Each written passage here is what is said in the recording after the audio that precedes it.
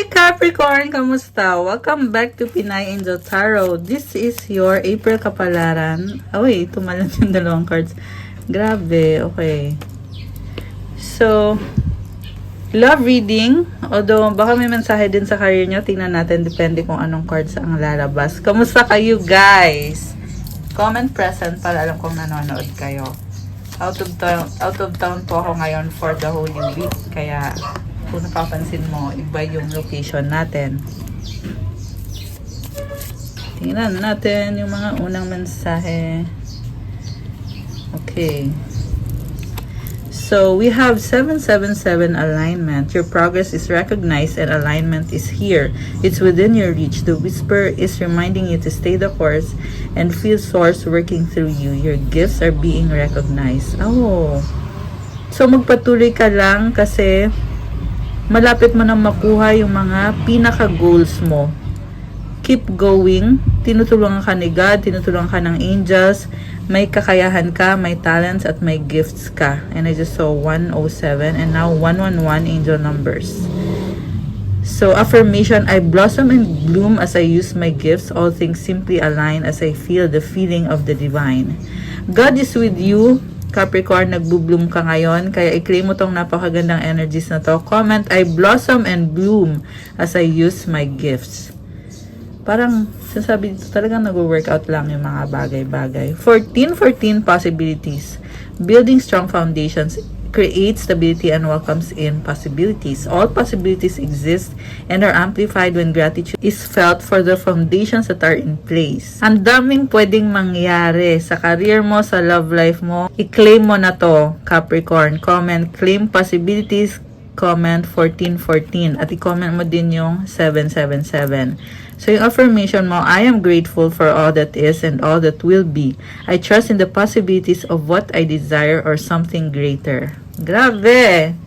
So, persistence, 1, 2, 3, 4. Keep going. You have completed a task that is in alignment with your soul's journey. The divine is letting you know that it sees you and that all of your persistence is paying off. You are being acknowledged. I love this! Namamayagpag ka ngayon. Ina-acknowledge yung work, yung hard work na ginagawa mo. Affirmation, I take steps to stay in alignment with my soul's journey and I reap the rewards of my persistence. So comment, I reap the rewards of my persistence. Magpatuloy lang, keep going. And comment, claim persistence. Comment 1, 2, 3, 4 to claim these beautiful energies. It is important right now to take a step back and spend some time alone instead of placing your focus on another. Now is the time to give to yourself. Priority mo ngayon ang sarili mo. At ito din yung tumutulong sa'yo para lalong gumanda yung energy mo, Capricorn. You are on the right path. At focus ka sa sarili mo. Magbigay ka sa sarili mo. Freedom, there is nothing stopping you. The path is clear if you want it to be. Sa totoo lang, kahit nakafocus ka sa sarili mo, kaya mo pa rin mag-manifest kung ano man yung gusto mo mangyari sa buhay mo, makukuha mo. Oh my gosh, I love this.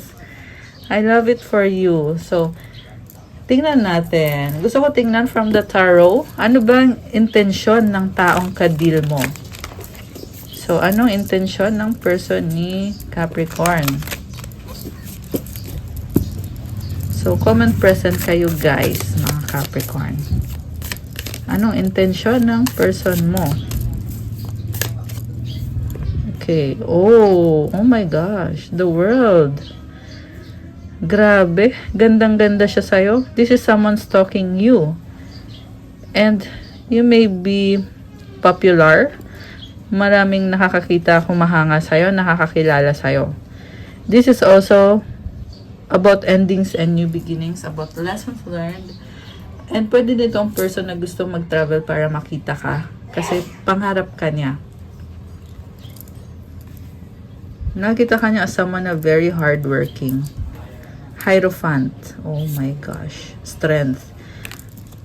So, merong Taurus, merong Leo. Grabe naman to. Alam mo, nakikita ko dito, kasalan. This is someone na gusto nang mag-settle down at ikaw yung gusto niya makasama ng pang long term. Capricorn. Grabe. At bago dumating sa point na minahal ka niya lalo, marami kayong pinagdaanan. Okay? So, hindi to basta-basta na lang dumating sa buhay mo. Marami ka munang pinagdaanan bago dumating sa point na gusto nang mag-settle down itong taong to.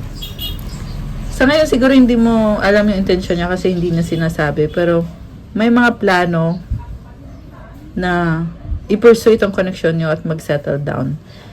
With the Strength card, medyo malihim siya or tahimik lang siya pero strong itong person na to. This person has inner strength. Remember guys na pwede to sa babae, sa lalaki, girl, boy, bakla, tomboy. Pwede to sa LGBTQIA++. So, yeah, kasi marami pa rin kasi nagtatanong kung anong gender ba daw. Pwede po to sa kahit anong gender. Alam mo naman kung nagre-resonate sa'yo. Gamitin mo yung intuition mo kapag ikaw ay nanonood ng tarot. Kasi this is an intuitive reading. At ikaw mismo, ramdam mo kung para sa'yo ba yung mensahe. So, buksan natin yung dalawang cards pa. Seven of Pentacles. Oh, the Chariot! Oh my gosh! Travel ulit. So, nagre-ready siya. Kasi gusto niyang ipaglaban to. Gusto niyang i-pursue ito. And this is the kind of person who will not take no for an answer. I'm also seeing you na nagbo-bloom ka ngayon at walang makakapigil sa'yo. Capricorn, nakukuha mo lahat ng minamanifest mo. Grabe, ang bongga. Samantala, someone is in love with you at ayaw kang bitawan. Hindi siya papayag na, okay, I'm hearing na hindi kayo, gusto niyo magkaayos kayo. Yun yung naririnig ko. Ibig sabihin, matagal-tagal na tong connection ninyo. At gusto niyang ibalik kung ano yung dati. Ibig sabihin, dati sobrang in love ka. Ngayon nakikita niya sa'yo na nag-iba ka. Kaya gusto ka niya ulit kumbinsihin na aalagaan ka niya at mamahalin ka niya. Medyo emotional tong taong to. Parang nahihiya din siyang lumapit sa'yo. Parang nai-intimidate. Oh, Emperor to bottom of the deck. Okay, you are definitely a creator. So, si Emperor is someone na yun nga, creator, very strong, may sistema. Also, andito din yung energy ng Divine Masculine. This is someone na hinahanap niya yung perfect match niya. Okay, at nakikita niya yon sa'yo. May energy din ng Libra dito. Ayan, baka may kadikang Libra. Gusto niya ibalik yung harmony, yung balance. This is a strong person. The reason kung bakit siya nakikipaglaban, I'm hearing nakikipaglaban, kasi hirap na hirap siya nung wala ka. This is someone na hindi kinakaya, na masyado kayong matagal na hindi naging okay. So, kailangan ka niya. 222 angel numbers on the screen. Oh my gosh. Ayan, napatingin lang ako bigla. Oh, okay. Queen of Swords. Nalaglag pa eh. Oh, bakit? Umiiyak. Malungkot siya. Six of Swords. Oh my gosh. So, I'm seeing you falling out of love kasi sinaktan ka niya and falling in love with a new person. Grabe. Samantala, yung person na kadil mo ay sobra siyang nasasaktan dahil nakikita niya na masaya ka sa piling ng iba. Grabe. So, alam mo yung sakit na nararanasan nitong person na to, very emotional siya. Mahal ka niya eh. So, yeah, may mga ingay sa background. Iba yung location ko kasi nasa dagat ako ngayon for the Holy Week, guys. Anyway. So, Capricorn, alam mo, the reason kung bakit sobra siyang nasasaktan, kasi alam niyang malaki yung pagkakamaling ginawa niya sa'yo. At hindi niya kayang mawala ka. So, kung magdesisyon ka man na tapos ng lahat sa inyo, matagal niyang titiisin tong sakit na to. Kasi, alam niyang kasalanan niya. So, hindi sa lahat magre-resonate to, pero kung kayo to, comment niyo dyan para alam ko. Lumuluha eh. Luhaan tong taong to. Kita mo bagsak na siya, oh. Exhausted, pagod. At nagkaroon nga ng other person dito, pero ngayon na naliliwanagan siya, andito yung the sun. This is about clarity. This is also about transformation. May nakita ko ditong parang coil. Ibig sabihin, maraming pinagdaanan tong connection na to. Itong person mismo na ito, marami siyang pinagdaanan hanggang dumating sa point na nag-evolve siya, naayos niya yung sarili niya, yung energy niya, natatauhan siya. Kaya andito yung the lovers kasi nakikita kanya as soulmate na posible hindi niya nakita dati, or kung nakita niya man dati, in denial siya. Ngayon lang niya tinanggap or tinatanggap niya ngayon na ikaw nga yung soulmate ko. At malungkot siya. Grabe, tindi ng pagsisisi. So sabi ko nga, 'di ba, dun sa ibang readings ko, nasasabi ko na wala namang pagsisisi na nauuna eh.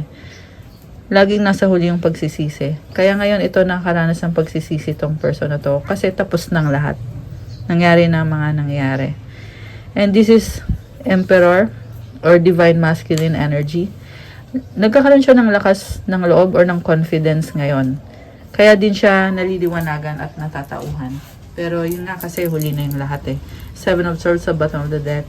Again, I'm seeing 222 angel numbers. Oh my gosh. So, mukhang significant yung number na yun. For some of you guys, baka nakikita nyo yon, or equal to number 6. Baka ang birthday nyo ay 6, 15, or 24.